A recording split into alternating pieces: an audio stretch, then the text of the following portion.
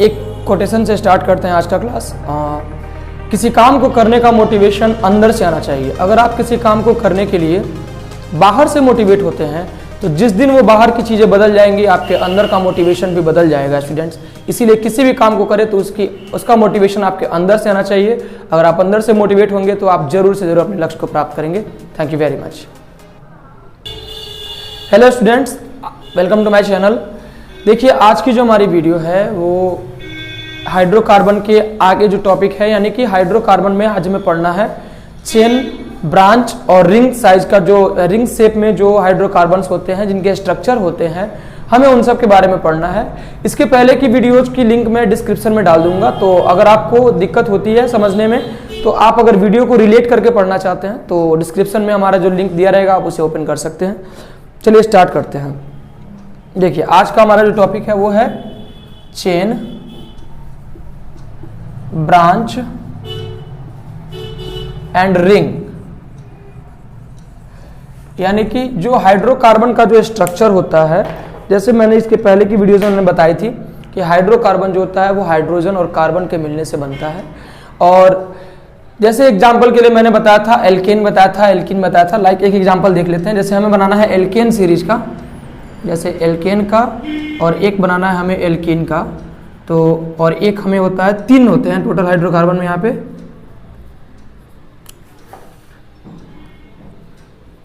चलिए, तो हमने जनरल फॉर्म भी देखा था CnH2n+2 और CnH2n और CnH2n-2। मैंने इसके लिए याद करने का ट्रिक भी बताया था। जैसे मान लीजिए कि आपको बनाना है ब्यूटेन और एक बनाना है ब्यूटीन और एक बनाना है ब्यूटाइन,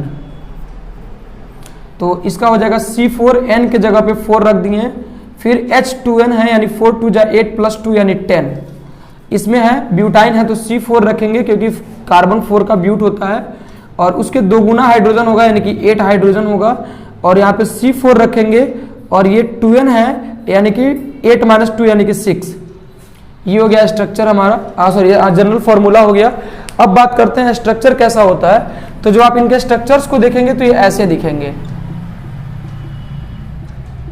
ये चारों तरफ से हाइड्रोजन से घिरा होगा, कार्बन का 4 बॉन्ड पूरा होगा, इसमें एक कार्बन का 4 बॉन्ड पूरा होगा।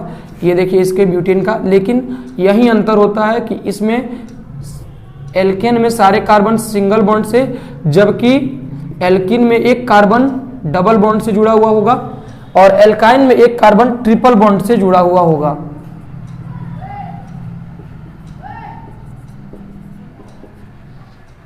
देखिए यहाँ पे 4 कार्बन है, 1 2 3 4, और हाइड्रोजन 3 3 6।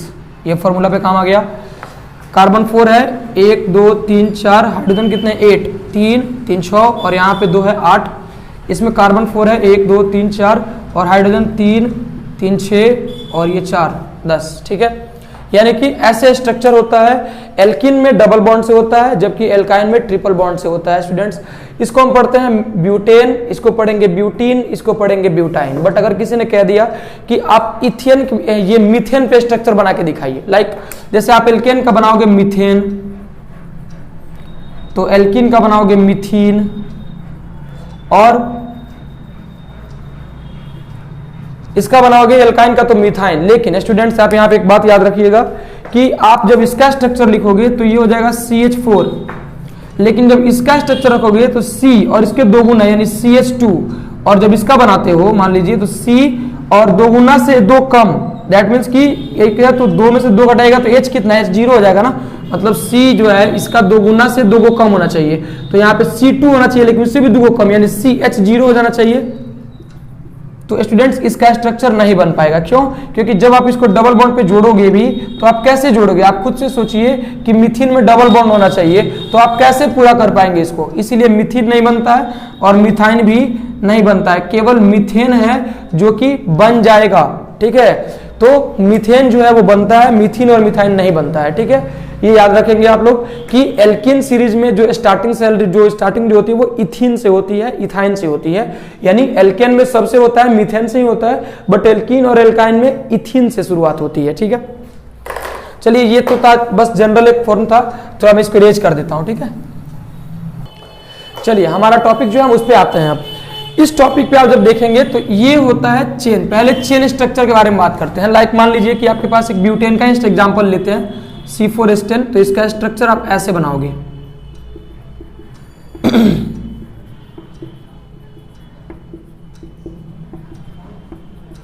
तो ये आपको एक स्ट्रेट लाइन की तरह दिख रहा होगा, STRAIGHT, स्ट्रेट लाइन। ये स्ट्रेट लाइन की तरह दिख रहा होगा, तो इसको बोलेंगे चेन स्ट्रक्चर।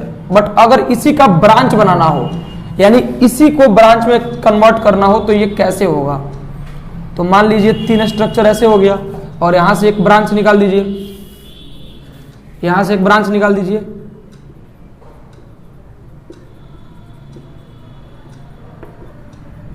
ठीक है, तो देखिए ये ब्रांच निकल गया ना, यहां से ये स्ट्रेट था, यहां से एक ब्रांच नीचे की तरफ भटक गया। अगर आप चाहते हैं कि नहीं अब इसका साइक्लिक बना के दिखाइए, तो क्लोज बना दीजिए ऐसे।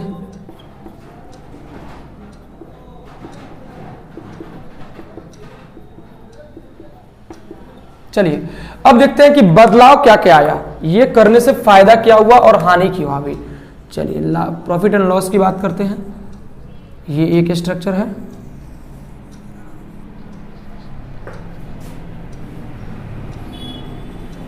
यहां देखिए सारे कार्बन के 4 बॉन्ड पूरे हैं, कोई दिक्कत नहीं है। ये स्ट्रेट कहलाएगा, ये ब्रांच कहलाएगा, ब्रांच। जबकि ये साइक्लिक यानी रिंग साइज में कहलाएगा, इसको साइक्लिक भी कह सकते हैं। ये रिंग भी कहलाएगा, इसको साइक्लिक भी कहा जा सकता है। देखिए क्या हुआ, यानी कि यहां पे जो कार्बन है जो स्ट्रेट था, यानी एक जो कार्बन स्ट्रेट में था उसको मैंने नीचे ब्रांच में निकाल दिया, यहां पे हो गया, और मैंने यहां पे सर को साइक्लिक बना दिया। अब बात करते हैं कि फॉर्मूला में क्या क्या बदलाव हुआ। तो यहां गिनिएगा 4 कार्बन है तो C4, हाइड्रोजन गिनिए 3, 2 5, 1 6 और 3 9, हाइड्रोजन कितना हो गया 9, जबकि होना कितना चाहिए। चलिए आगे देखते हैं। यहाँ पे कुछ कमी लग रहा है मुझे, यही तो ये मैं देख ही रहा था। यहाँ ये हाइड्रोजन ये सही होता है, ब्रांच में कोई दिक्कत नहीं होगा। ठीक है, चलिए C4H10 ये सही है, कोई दिक्कत नहीं है। स्ट्रक्चर से फॉर्मूला भी सेम है। यहाँ देखिए जब इसमें पहुंचिएगा तो C4 रखेंगे और हाइड्रोजन गिनिएगा 2 और यहाँ पे एक हाइड्रोजन होगा 4 6 और यहाँ पे 8, यानी कि हाइड्रोजन हो गया 8। अब देखिए आप खुद से, आपको याद होगा मैंने जस्ट वीडियो में पहले ही बताया था कि ब्यूटीन का स्ट्रक्चर होता है C4H8। और देखिए तो यहाँ पे ये एल्केन का, यानी कि जब ब्यूटेन का ब्रांच जब साइक्लिक बनाया गया तो ये एल्किन की तरह हो गया। तो याद रखिएगा स्टूडेंट्स कि जब भी हम किसी भी हाइड्रोकार्बन का साइक्लिक बनाते हैं, यानी एल्केन को जब बनाएंगे तो वो एल्किन में चेंज हो जाता है। लेकिन इसका मतलब ये नहीं हुआ कि आप इसमें डबल बॉन्ड का यूज कर लेंगे, नहीं, हम इसमें डबल बॉन्ड का यूज नहीं करेंगे। ठीक है, लेकिन जब इसका नाम रखने की बात आएगी तो इसको हम कहेंगे क्या, तो याद रखिएगा स्टूडेंट, इसका नाम हो जाएगा नॉर्मल ब्यूटेन, इसको N ब्यूटेन के नाम से भी जाना जाता है। लेकिन यहां पे जो ब्रांच निकला है इसका नाम हो जाएगा आइसोब्यूटेन।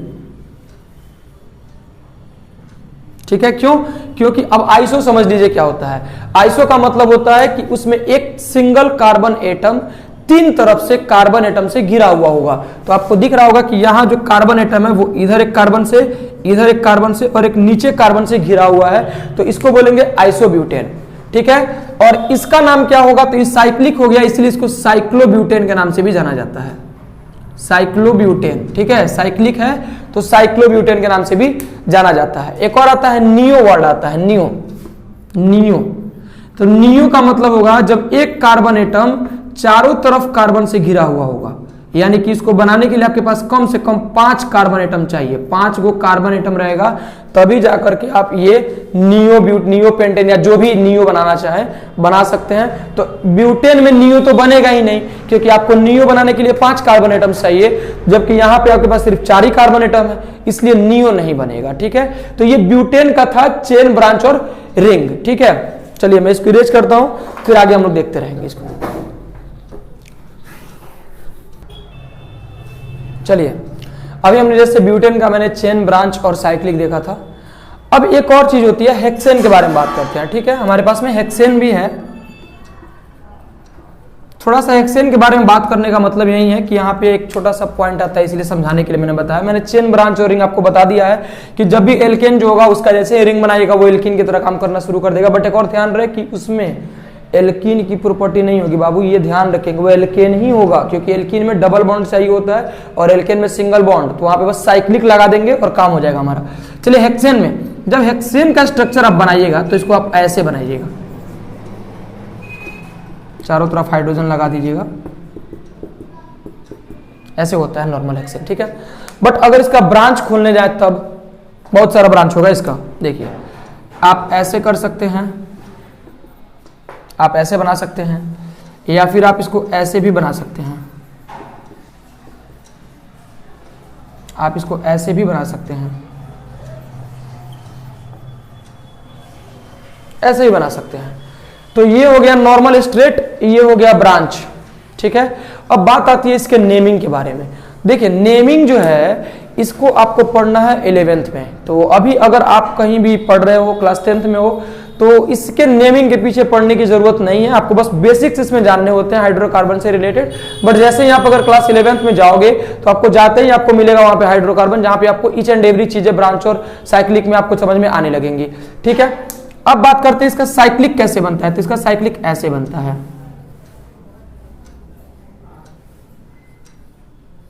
ऐसे बनेगा साइक्लिक, ठीक है। अब इसमें हाइड्रोजन कैसे ऐड होंगे, आप इसको ऐसे ऐड कर सकते हो,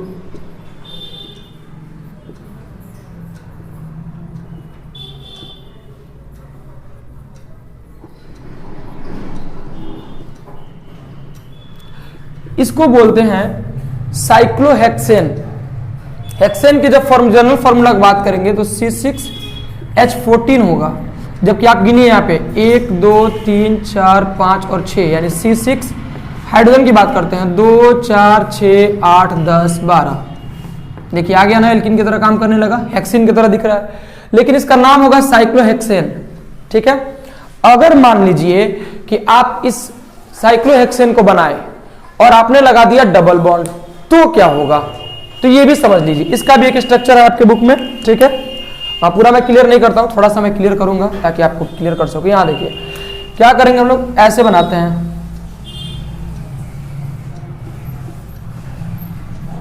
ये हो गया। आप कहीं से भी स्टार्ट कर सकते हैं, आप कहीं से भी स्टार्ट कर सकते हैं। मान लीजिए मैंने यहां से स्टार्ट किया, ये एक छोड़ के, याद रहे स्टूडेंट, आपको जब भी डबल बॉन्ड लगाना है तो एक एक अल्टरनेटिव लगाना है। अगर इधर चलिएगा तो यहां लगाइएगा, इधर चलेगा तो यहां लगाइएगा, यहां लगा दीजिए और एक यहां लगा दीजिए, और तब हाइड्रोजन को ऐसे लगा दीजिए। देखिए सारे कार्बन के 4-4 बॉन्ड पूरे हैं, ठीक है। तो ये हो गया कार्बन का कितना, 6 गो, और हाइड्रोजन का कितना है, तो जब आप गिनेंगे तो हाइड्रोजन भी 6 गो होगा। अब देखिए C6 और H6, this formula is known as benzene. Benzene एक बहुत ही यूनिक, एक बहुत ही डिफरेंट टाइप का स्ट्रक्चर है हाइड्रोकार्बन में, इसका नाम है बेंजीन, ठीक है गाइस। चलिए आगे देखते हैं हम। इसमें जब आप देखिएगा कि कभी कभी इसका स्ट्रक्चर ऐसे भी बना होता है, ऐसे ऐसे देगा,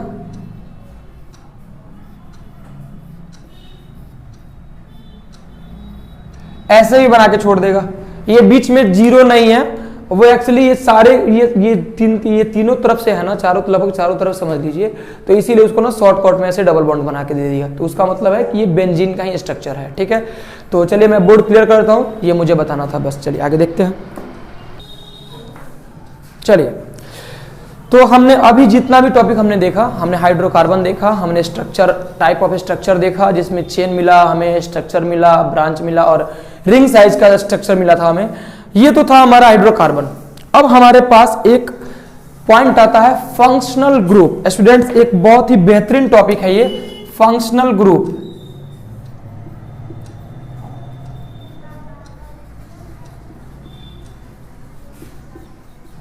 देखिए फंक्शनल ग्रुप में आपको कुछ फंक्शनल ग्रुप के बारे में पढ़ना है, वैसे बहुत सारे होते हैं। मैंने पहले ही बताया था कि इस क्लास में आपको केवल बेसिक पढ़ना है, तो ज्यादा इसके पीछे नहीं पढ़ना है, बस इतना पढ़िएगा कि आपके बोर्ड में आ जाए और आप बोर्ड में दिक्कत ना करें। क्योंकि देखिए इसके पीछे पढ़िएगा तो फिर आप 11th से रिलेट करिएगा, फिर ग्रेजुएशन में रिलेट कीजिएगा, तो जैसे जैसे आगे बढ़ते जाइएगा रिलेशन मिलते जाएगा और आप उसी में उलझ जाइएगा, तो इसमें उलझना नहीं है। चलिए देख लेते हैं क्या क्या हमें चीजें पढ़नी है।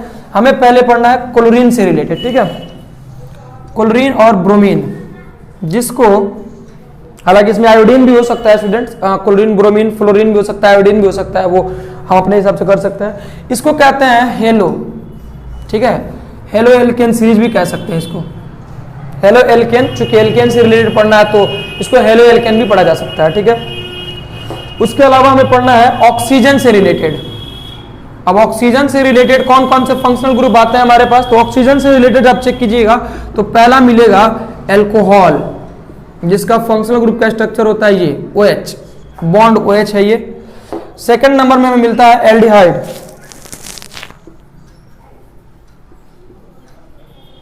जिसका स्ट्रक्चर होता है बॉन्ड CHO, देखिए इसमें ऑक्सीजन है ना, इसीलिए यहां पे ऑक्सीजन से रिलेटेड। तीसरा होता है कीटोन, ठीक है, इसका स्ट्रक्चर ऐसे होगा CO होगा यहाँ पे,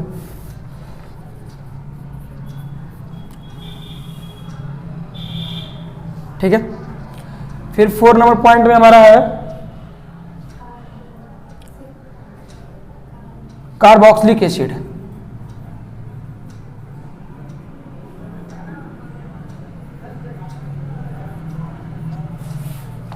बॉन्ड COOH भी पढ़ते हैं। अब इसका ये तो हो गया फॉर्मूला, लेकिन इसका स्ट्रक्चर स्टूडेंट ऐसे नहीं होता है। इसका स्ट्रक्चर जो आप बनाने जाइएगा, जो आप उसको इंप्लीमेंट कीजिएगा तो ये हो जाएगा ऐसे, बॉन्ड C और डबल बॉन्ड O और फिर H। और जब कीटोन वाले में जाइएगा ना तो ये ऐसे हो जाएगा, बॉन्ड C डबल बॉन्ड के साथ ऑक्सीजन ऊपर और इधर ये लग जाएगा ऐसे। और जब इसका स्ट्रक्चर जब बनाने जाइएगा तो ये जगह बॉन्ड C डबल बॉन्ड के साथ एक ऊपर O रहेगा और इधर OH जुड़ा होगा।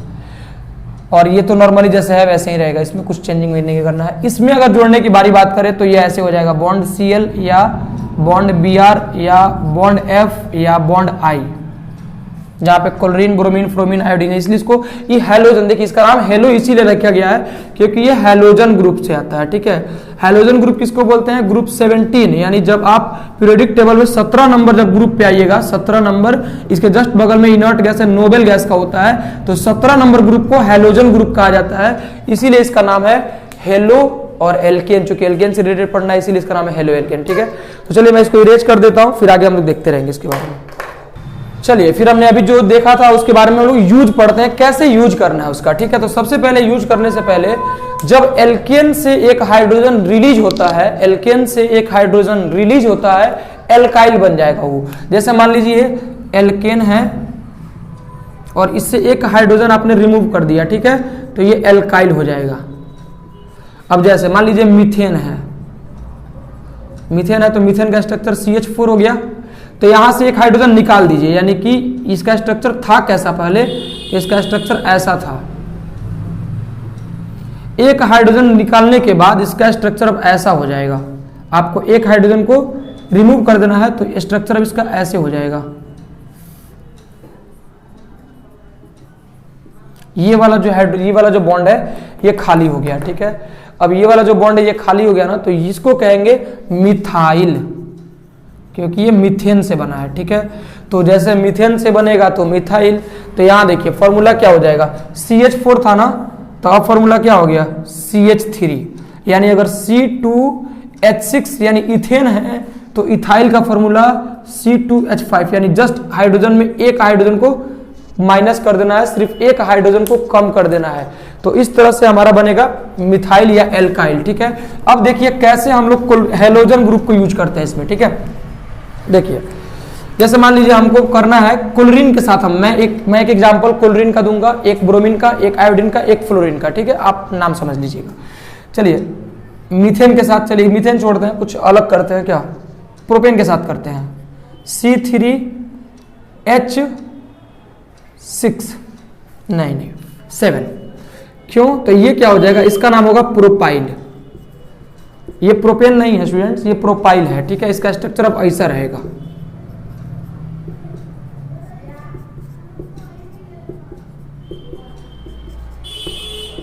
ऐसा स्ट्रक्चर होगा।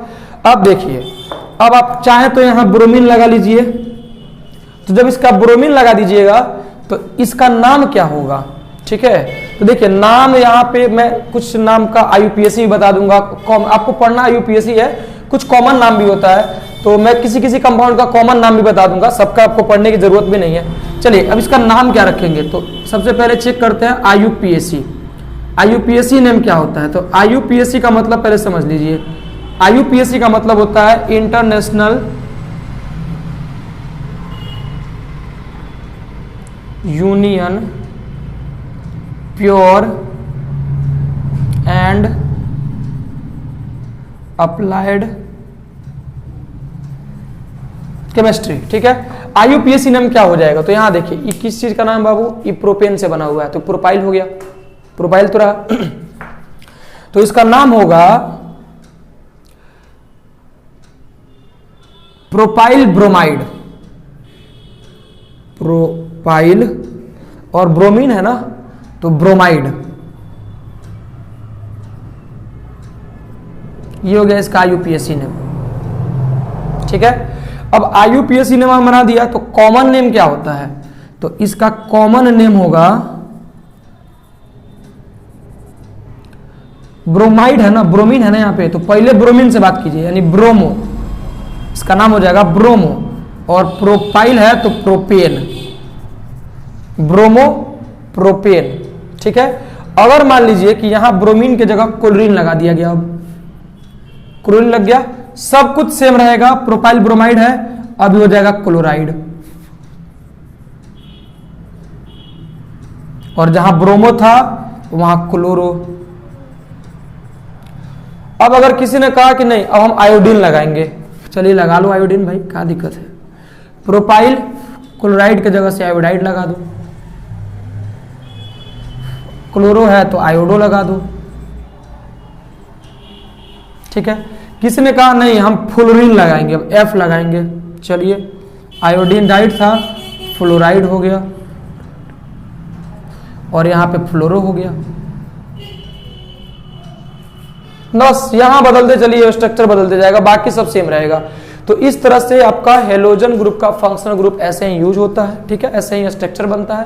उसका फॉर्मूला किसी ने कह दिया कि भैया इसका फॉर्मूला लिख के दिखाओ, तो बहुत ही आसान है, सी गिन लीजिए, C3H7F लिखा है तो F लगा दीजिए, आप Br लिखा हो तो Br लगा दीजिए।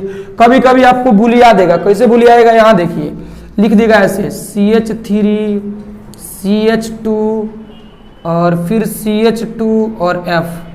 बताइए ये किस चीज का फॉर्मूला है। अब देखिए बच्चा जो है ना इसको देख के डर जाएगा, दादा को चीज का फॉर्मूला है, यहां देखो, तो यहां पे CH3 हो गया, CH2 हो गया, CH2 हो गया, F हो गया।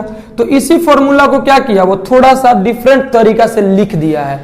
कंफ्यूजन ज्यादा होगा तो कार्बन गिन लेंगे, तो 1 गो 2 गो 3 गो कार्बन 3 हो गया, हाइड्रोजन गिन लीजिए 3 2 5 2 7 गो हाइड्रोजन, 1 गो F, यानी कि भैया ये प्रोपाइल से रिलेटेड है। तो इस तरह से आपको स्ट्रक्चर कभी कभी दे देगा तो घबराइएगा नहीं, ऐसे ही बनेगा, ऐसे ही बने रहे हमारे साथ। और अब इस वीडियो को लाइक जरूर कीजिए, शेयर जरूर कीजिए।